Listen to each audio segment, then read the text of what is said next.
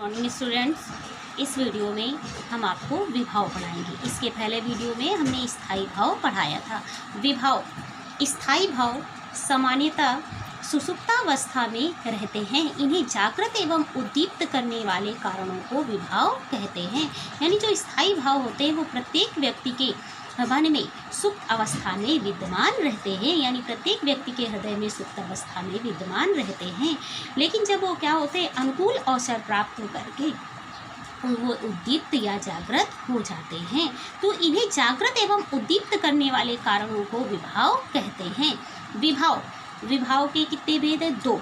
आलंबन विभाव, उद्दीपन विभाव। अब आलंबन विभाव, आलंबन विभाव जिस व्यक्ति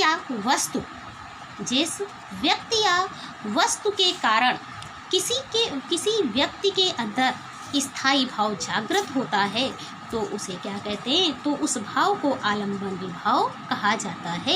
यानी जिन कारणों से मन में स्थित सुप्त स्थायी भाव जागृत या उद्दीप्त होते हैं उन्हें विभाव कहते हैं। और विभाव के कितने भेद हैं? दो भेद।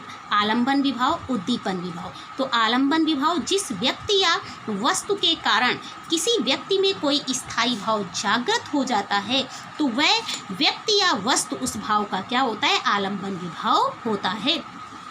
अब यानी किसी के कारण, जैसे हम जंगल से गुजर रहे हैं तो जंगल से गुजरते समय हमें अचानक से शेर दिखाई दे जाता है।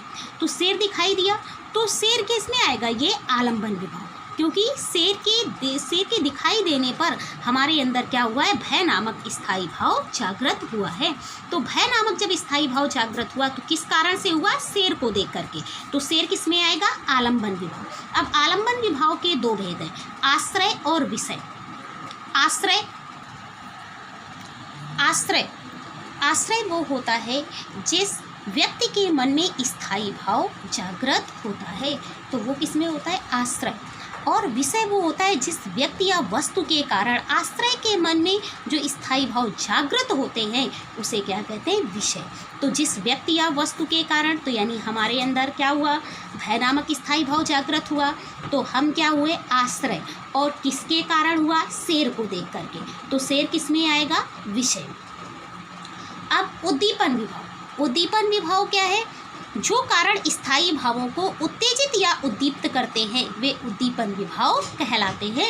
यानी कुछ ऐसे कारण होंगे जो हमारे स्थायी भाव को और अधिक क्या करते हैं? उत्तेजित या जागृत, उत्तेजित या उद्दीप्त करते हैं। तो कुछ कारण होंगे ना। यानी हमने शेर को देखा तो शेर को देख करके हमारे अंदर भय तो जागृत हुआ, लेकिन जो भय को और अधिक बढ़ाने वाले यानी और अधिक उत्तेजित या उद्दीप्त करने वाले कुछ कारण होंगे। तो वो कारण क्या होते हैं? उद्दीपन विभाव। जैसे शेर का दहाड़ना, उसका मेरी तरफ दौड़ते हुए आना, तो ये किस में आएगा? उद्दीपन विभाव।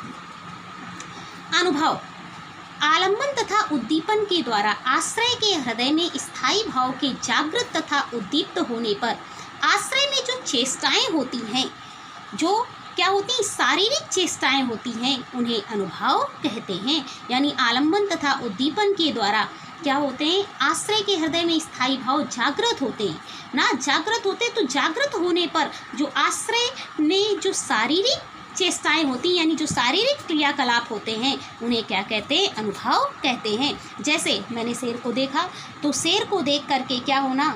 यानी भागना, जोर जोर से चिल्लाना, ये क्या आएगा? ये अनुभव। तो क्योंकि ये क्या कर रहा है? आश्रय कर रहा है। आश्रय क्या कर रहा है? उसकी शारीरिक चेष्टाएं हैं कि वो दौड़ करके भाग रहा है, जोर जोर से चिल्ला रहा है। ठीक है, ये क्या होगा? अनुभव। अनुभव के भेद, यानी अनुभव कितने प्रकार के होते हैं? मुख्यतः 4 प्रकार के होते हैं। कायिक अनुभव, मानसिक अनुभव, आहार्य अनुभव, सात्विक अनुभव।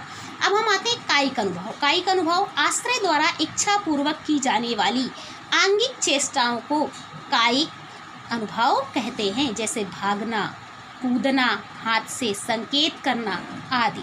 मानसिक अनुभव हृदय की भावना के अनुकूल मन में हर्ष, विषाद आदि भावों के उत्पन्न होने से जो भाव प्रदर्शित किए जाते हैं वे मानसिक अनुभव कहलाते हैं। आहार्य अनुभव मन के भावों के अनुसार अलग अलग प्रकार की कृत्रिम वेश रचना करने को आहार्य अनुभव कहते हैं। सात्विक अनुभव जिन शारीरिक विकारों पर आश्रय का कोई वश नहीं होता, अपितु वे स्थायी भाव के उद्दीप्त होने पर स्वतः ही उत्पन्न हो जाते हैं। वे सात्विक अनुभव कहलाते हैं। उन्हें क्या कहते हैं? वे सात्विक अनुभव कहलाते हैं। और ये जो सात्विक अनुभव हैं ये कितने प्रकार के होते हैं? 8 प्रकार के होते हैं। सात्विक अनुभव, सात्विक अनुभव ये कितने प्रकार के होते हैं? 8 प्रकार के। पहला कौन सा है? स्तंभ। स्तंभ का मतलब शरीर के अंगों का जड़ हो जाना, यानी एकदम स्थिर हो जाना। श्वेत, श्वेत का मतलब क्या? पसीना आना। रोमांच, रोमांच का मतलब रोंगटे खड़े हो जाना। स्वरभंग, आवाज़ ना निकलना। कंप, कांपना। विवर्णता, चेहरे का रंग उड़ जाना। आश्रु, आंसू। प्रलय, प्रलय क्या होगा? सुध-बुध खो बैठना। अब संचारी भाव, आश्रय के मन में उठने वाले अस्थिर मनोविकारों को संचारी भाव कहते हैं। यानी जो आश्रय, जिसके मन में स्थायी भाव जागृत होता है, उसके मन में जो उठने वाले अस्थिर मनोविकार हैं, यानी जो इन्हें क्या कहते हैं? आने जाने वाले। तो आने जाने वाले जो ये भाव है उन्हें क्या कहते हैं? संचारी भाव कहते हैं। और संचारी भाव को ही क्या कहते हैं? व्यभिचारी भाव भी कहते हैं। तो संचारी भावों की संख्या कितनी मानी गई है? 33 मानी गई है। निर्वेद, आवेग, दैन्य, श्रम, मद, जड़ता, उग्रता, मोह, विबोध, स्वप्न, अपस्मार, गर्व, मरण, आलस्य, अमर्ष, निद्रा, अवहित्था, उत्सुकता, उन्माद, शंका, स्मृति, मति, व्याधि, संत्रास, लज्जा, हर्ष, असूया, विषाद, धृति, चपलता, ग्लानि, चिंता और वितर्क, ये हमारे क्या है? संचारी भाव। अब इस वीडियो में मैंने जो पढ़ाया है इसी के आप लोगों को नोट्स बनाने हैं। धन्यवाद।